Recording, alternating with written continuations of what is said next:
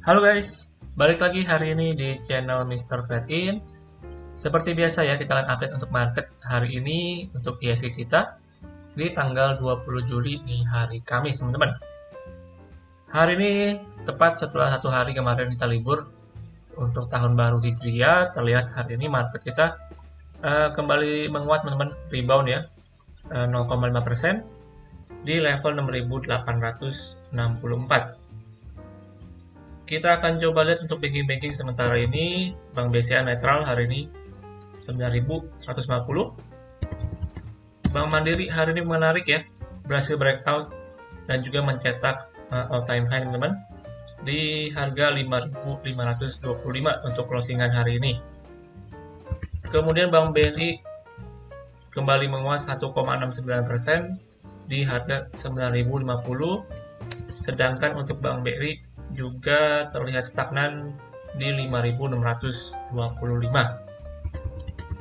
Kemudian secara sektoral hari ini kita pantau, so far mayoritas cenderung nutup hijau, teman-teman.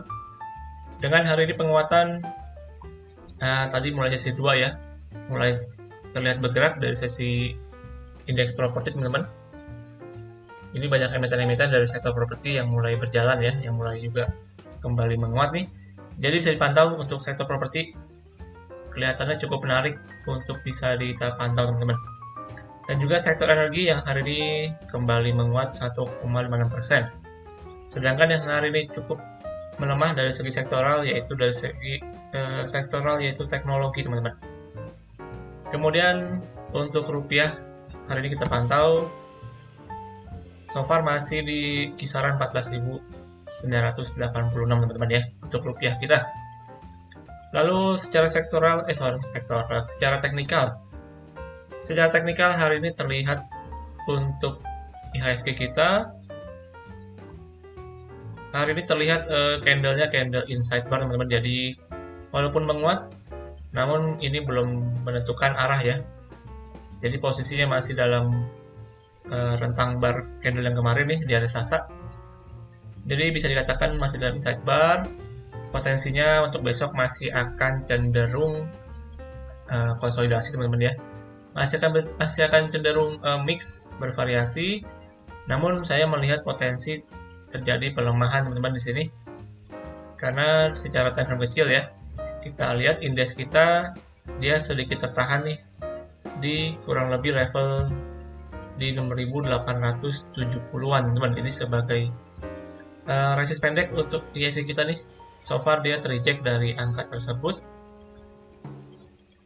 Dan juga di sini masih ada gap yang terbentuk tadi pagi, teman-teman, di kisaran 6.820. Jadi besok menurut saya masih akan bervariasi, namun cenderung terjadi pelemahan, teman-teman, atau koreksi nih.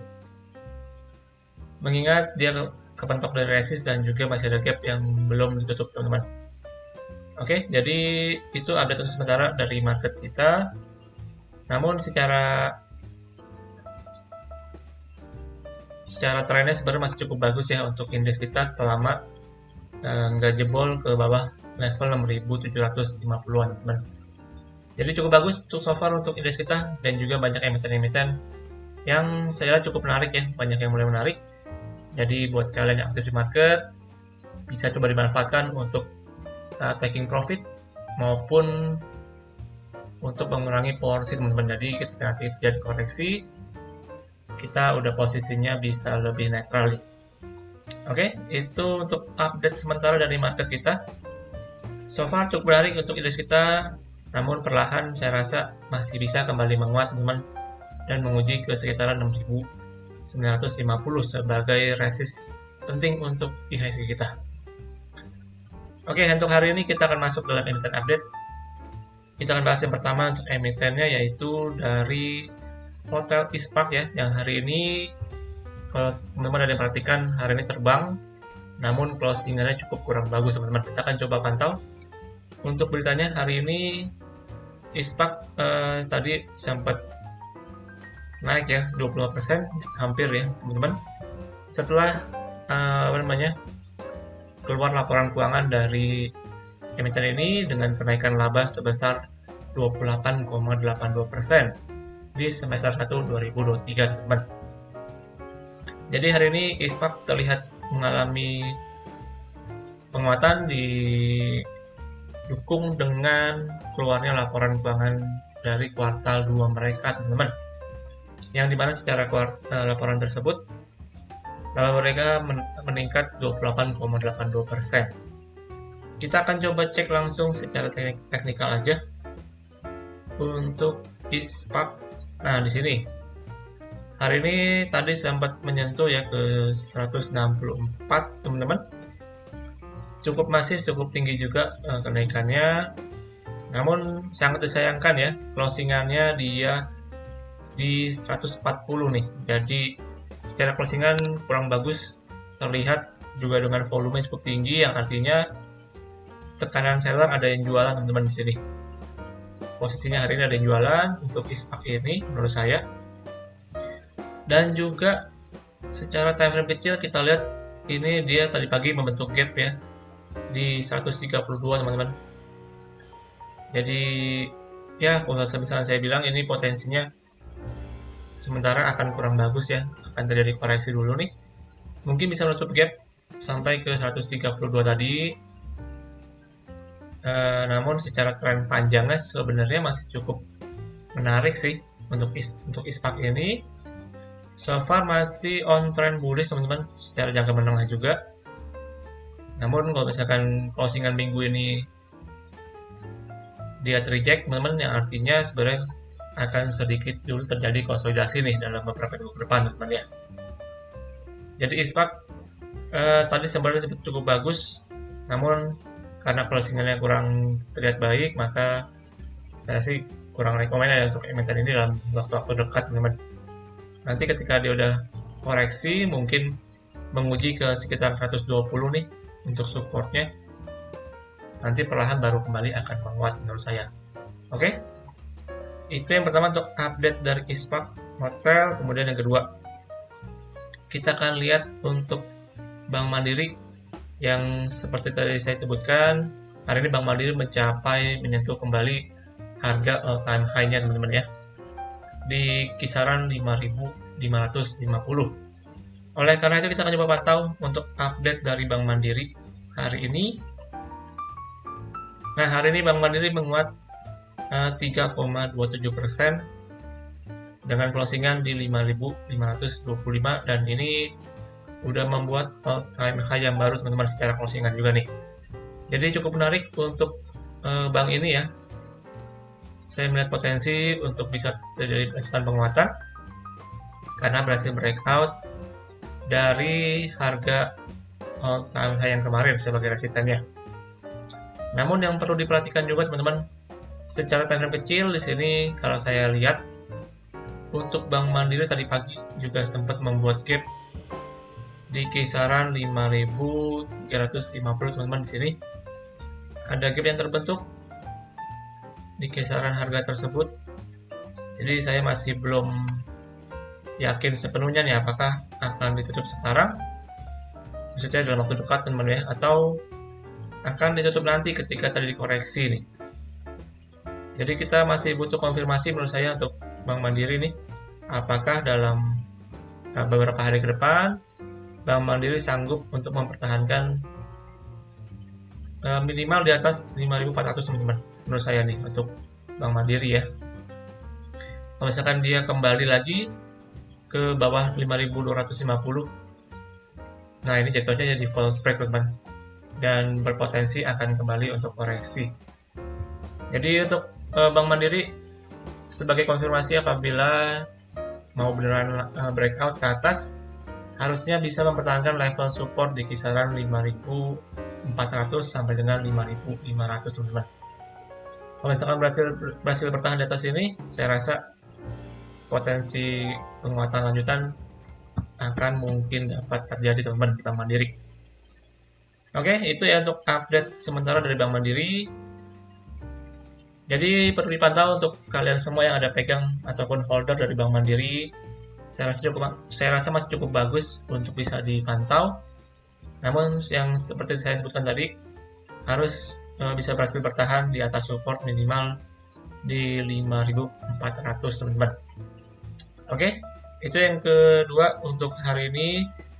Kemudian hari yang ketiga, kita akan pantau dari sektor properti yang hari ini terlihat cukup menguat berjamaah ya. Oleh karena itu saya akan bahas dua emiten properti hari ini. Yang pertama kita akan coba lihat untuk BSD yang hari ini juga menguat 4,89% di harga penutupan 1180. Ini untuk BSD cukup bagus teman-teman. Posisinya dia kembali menguat hari ini setelah terjadi konsolidasi di sini teman-teman. Kita akan lihat dulu secara trennya ya. Nah untuk BSD ini cukup menarik. Seperti yang saya sebutkan tadi, dia membentuk seperti yaitu cup and handle teman-teman. Ini cupnya, lalu ini sedikit untuk handle-nya teman-teman dalam konsolidasi. Lalu posisi hari ini bisa kembali menguat. Jadi menurut saya ada potensi sebenarnya untuk untuk BSD ini bisa kembali menguat. Sementara mungkin akan menguji ke sekitaran 1.200 teman-teman yang terdekat ya untuk resistnya. Dan apabila resist tersebut berhasil di breakout di 1.200, potensinya menurut saya akan menguji ke kisaran 1.300 sebagai resisten selanjutnya teman-teman. Jadi cukup bagus ya untuk emiten di sektor properti ini, yang saya rasa ke depan juga masih cukup menarik, bisa dipantau. Jadi so far bisa cukup dipantau ya untuk untuk emiten-emiten di sektor properti, dengan salah satunya yaitu BSD ini teman-teman. Untuk supportnya sebenarnya cukup jauh ya di 1120. Namun kalau ada teman-teman yang mau coba spekulasi, masih bisa menurut saya, kalau misalkan batasin aja, misalkan dia jebol 1120, bisa di-cut dulu teman-teman. Namun saya rasa potensi penguatan ini akan mungkin terjadi sih di BSD ini. Kemudian yang selanjutnya yaitu dari Alam Sutra dengan ASRI di sini.